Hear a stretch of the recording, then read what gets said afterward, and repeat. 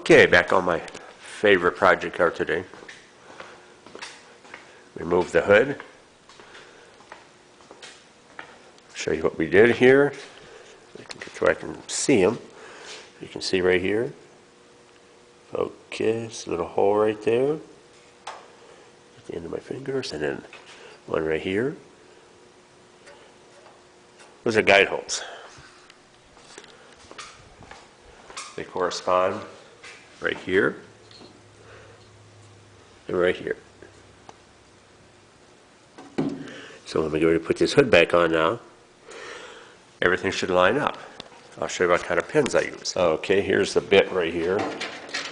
This has got one end broken on it already, but that was just a double-ended 1/8 inch drill bit, like a spot welder drill bit, a high-speed steel bit. And then we've got these. These are magnetic. Pretty strong. So what we'll do, after I redo this hinge, get ready to reinstall this. See that hole right there? I'll put those in. They'll go into the car, to the fender. So they'll come through the hinge, and you'll go into these holes that I had told you about. Right there. You gotta line them up, then we'll put the bolts in. Hold pretty tight, they hold good enough to hold in place. Get your alignment done. I'm going to do the same thing on the rest of the fenders. I'll probably put one here. I'll put them in a place that's inconspicuous that you won't notice them once we've got the fenders installed on the car. Make them as inconspicuous as we can. There's the one right along in here. So they're out of the way, you don't really ever see them. Now we'll line our fenders back up on everything. Do the same on the trunk lid. Door hinges. Any part you have to remove, you want to put back on if you have them aligned. These guidance pins will do the trick for you. So there you go, this tip of the day.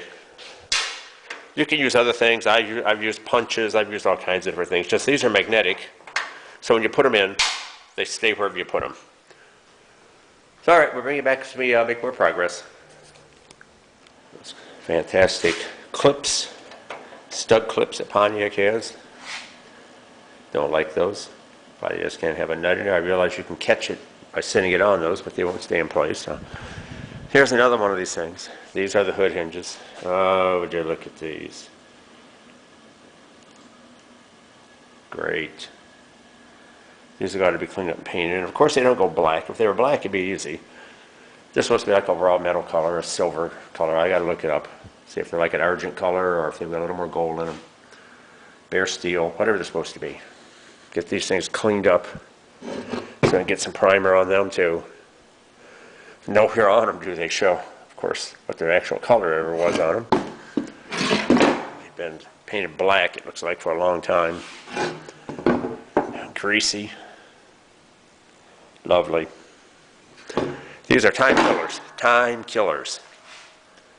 If you're just doing a paint job, don't forget, you've got to charge extra for all this stuff. Eat you up on time. All right, we'll bring you back.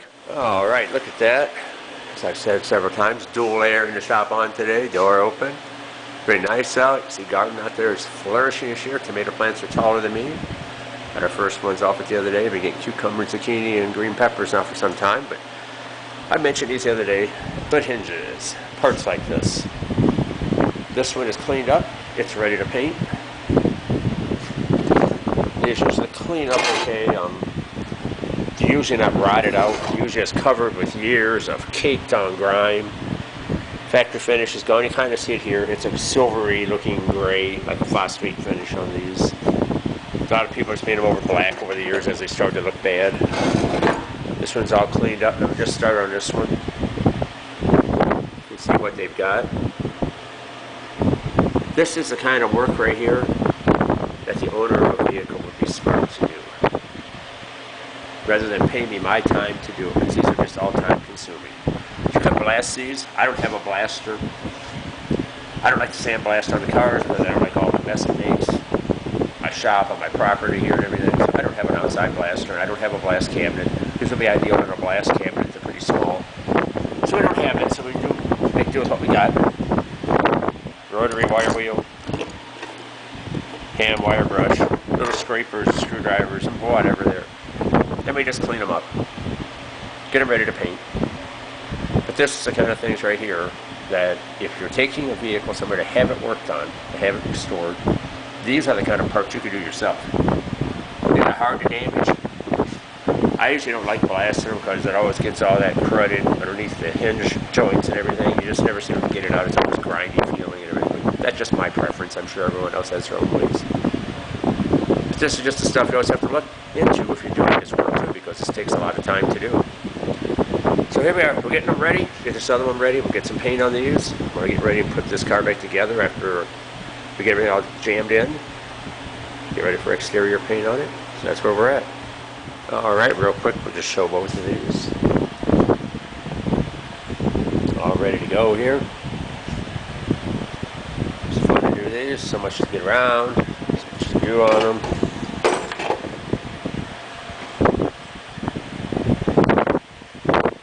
Nice. Should paint up well.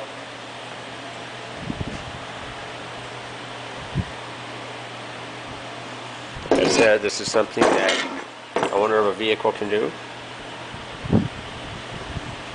Save themselves a little bit here. I toss in a lot of extras in my shop, much to my wife's dismay, that I don't charge for, just do them. But when it comes to something like this, the time involved is too much. You can't do these for free. So alright, there's the hinges. I'll bring it back after they're painted. Alright, here they are, all painted now. All good, real nice.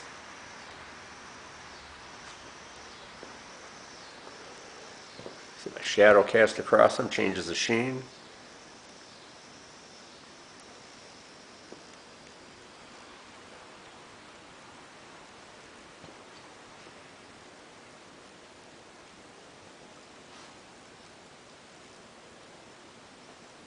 So there they are, all finished up. Come out nice, they look good. Should look real nice on the car. Like I said, very labor intensive to do these. Details do make the job. Alright, we'll bring you back when these are installed, show you how that finished up. There's a lot more to do between them before the hood goes back on the car. But we'll bring you back when that happens.